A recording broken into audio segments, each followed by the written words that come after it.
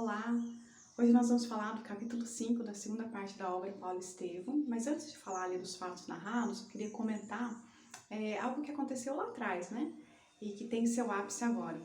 Quando Paulo, ele ainda se chamava Saulo, volta do deserto de Palmira e vai lá em Damasco conversar com Ananias, ele percebe que houve uma mudança no movimento de perseguição aos cristãos. Há uma sutileza maior. Então, ao invés de ter aquela agressividade direta, né, prisões, açoites e até mortes, há uma pressão para que os princípios do judaísmo estejam dentro do movimento cristão.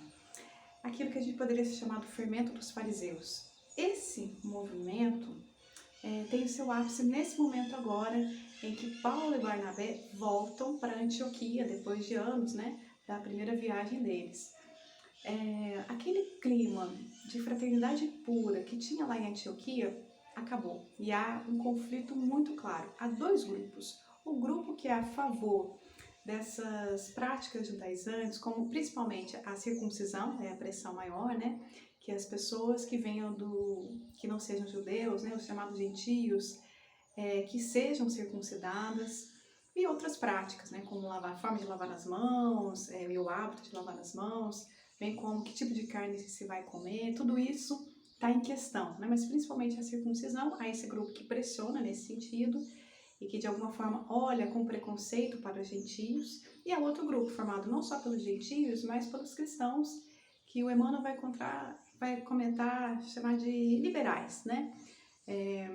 Pedro, Barnabé, que são Pedro, né? O Barnabé, o João, o Paulo. Paulo é o apóstolo da gentilidade, então eles são contrários a isso.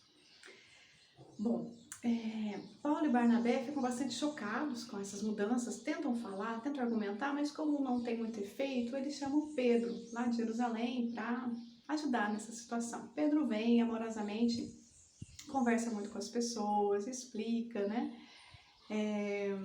Comenta com Paulo e Barnabé que lá em Jerusalém isso também tem acontecido, né? E Tiago está cada vez mais rígido, né, em relação a essas práticas judaizantes. Por outro lado, esse comportamento de Tiago protege a igreja e todos os seus atendidos ali. Então, de alguma forma, Pedro vai convivendo com isso, né? Bom, e aí então, Paulo está muito contente assim, com a presença de Pedro, que está ali ajudando bastante, porém, chega ali uma carta de Tiago com 3 emissários, e aí depois de ler essa carta e o tempo todo acompanhado desses 3 emissários de Jerusalém, Pedro muda de comportamento. Então ele passa a ficar quieto na dele, com uma cara triste, não conversa mais com os gentios. E aí Paulo vai ficando muito chateado, muito bravo com Pedro, e depois aí de alguns dias ele resolve falar publicamente disso.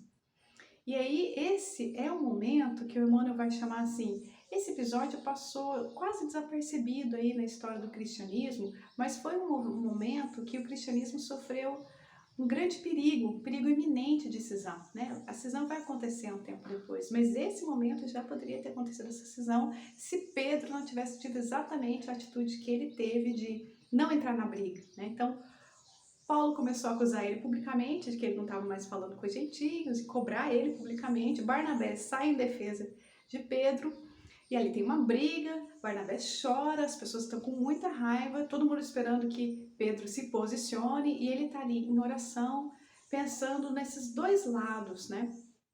De um lado, o movimento é representado por Tiago, que ele não concorda plenamente, mas protege a igreja. De outro lado, tá Paulo, né, com o seu movimento de abertura, de real divulgação do cristianismo. Ele pensando em tudo isso, de repente ele tem um insight. Ele não fala isso, mas ele pensa. Emmanuel está contando o que Pedro está pensando.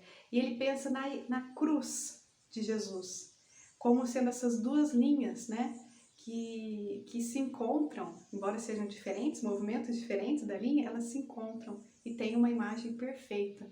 Então, e ele lembra também quando Jesus fala, quem quiser ser útil, que seja o menor de todos. Então, Pedro levanta, pede desculpas, fala humildemente, né, do mau comportamento dele, né, e pede para todos orarem por ele e fala, bom, então agora vamos seguir aí nos comentários da noite. Ou seja, ele não entra na briga, E também é bonito porque todos ficam assim muito surpresos, inclusive Paulo, mas Paulo faz uma atualização dos seus sentimentos. Então ele que estava ali, né, todo enérgico, falando, debatendo, querendo convencer, ele muda.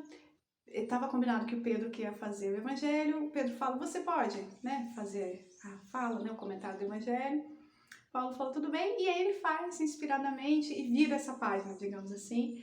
Mas depois disso, Pedro faz questão de conversar com eles, né, ver que Paulo e Barnabé se apaziguaram, e aí eles resolvem ir para Jerusalém para colocar isso em pauta, né, e Paulo ainda faz uma promessa de trazer cartas de Jerusalém para os gentios.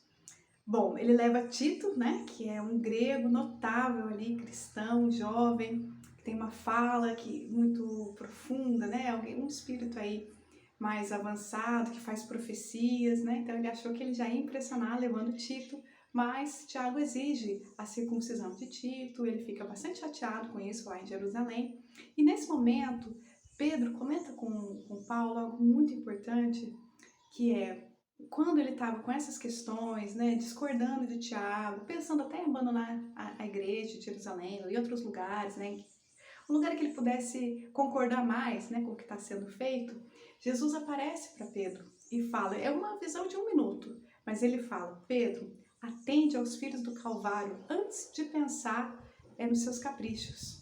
Essa fala de Jesus, eu acho que ela ensina muita coisa. Antes da gente ter as nossas concordâncias teóricas, metodológicas, Jesus fala, faz a caridade, cuida de quem está precisando. O resto, as concordâncias, as discordâncias vêm depois, né? Então, não é à toa que é o próprio Pedro, que ali em Jerusalém mesmo, está lá descrito em Atos dos Apóstolos, consegue fazer uma fala que convence a todos e finalmente essa questão da circuncisão é superada, né?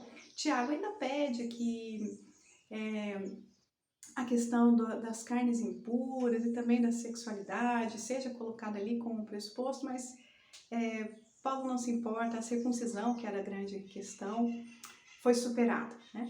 Mas ali também acontece algo interessante, que é um diálogo de Paulo com Pedro e João sobre por que tanta dependência do judaísmo. Claro, tem a perseguição direta, mas tem uma dependência financeira. Eles atendem ali centenas de pessoas, né? E não tem dinheiro para dar conta, né? Não só dos cuidados, como da alimentação. Então, Pedro propõe, eles aceitam de bom grado, que as pessoas que vão se curando, eles já têm lá um sistema delas serem trabalhadoras ali na horta, né? Mas Paulo sugere que seja ampliado isso, que eles tenham oficinas de trabalho mesmo. Mas para começar essas oficinas, eles precisam de um dinheiro.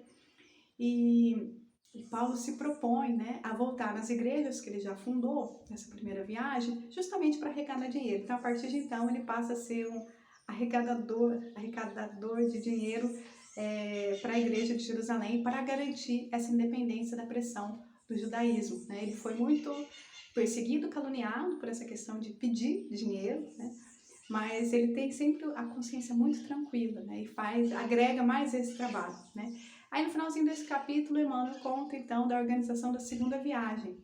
Barnabé quer levar João Marcos, Paulo não concorda, há um conflito entre eles, mas depois eles conseguem, naquele momento mesmo, né, se apaziguar e decidirem que João Marcos e Barnabé vão para Chipre, mas quem vai fazer a viagem com Paulo, essa segunda viagem, vai ser Silas, né? E a gente fala disso semana que vem. Até mais!